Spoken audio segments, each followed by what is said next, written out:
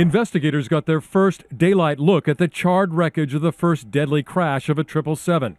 Having recovered the all-important flight data and voice recorders, the National Transportation Safety Board is already gathering clues. A call to initiate a go-around occurred 1.5 seconds before impact. The South Korean airline, Asiana, has a good safety record. Just as investigators were arriving on the scene, though, the airline CEO was already proclaiming the crash was not caused by a mechanical problem.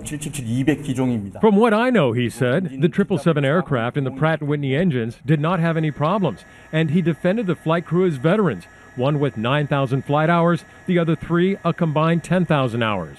In reality, this crash could have been caused by many factors, machine and human. There are several systems to help pilots. One, an electronic system beams information to the plane to tell the pilot if he's on the right landing path. In San Francisco, that system has been shut off since June because of construction. An alternative? A series of lights along the runway. All white, the plane is too high. All red, too low. White and red means it's the right path. An airport official says he's not sure if those lights were on. And the 777 can set its own path using GPS, which is available at this airport.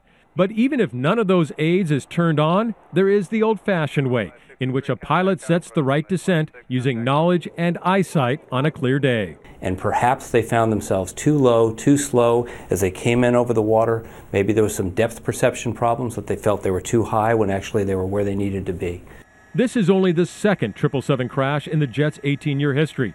But the two crashes are eerily similar. Both came at landing. The key information from the NTSB and the black boxes today is that 7 seconds before impact, the pilots called out for more power. And just a second and a half before the crash, there was a call to go around. But it was too late, and the 777 hit the seawall. David? That seawall right here behind me. ABC's David Curley in Washington tonight. David, thank you. I want to bring in ABC's aviation consultant, John Nance, who's been with me since this story broke yesterday. And John, I want to get right to two images that broke late this afternoon. That first image showing the plane so low over the water as it was coming into the runway here. You know this airport well as a pilot yourself. The second image appearing to show that plane beginning to tumble right after that crash landing. What do you see when you look at those new images out? But that first image, David, tells me that he's not only low, but he's probably 200, maybe even 300 feet below where a normal pilot would be on approach to San Francisco's 28 left runway, or any of those.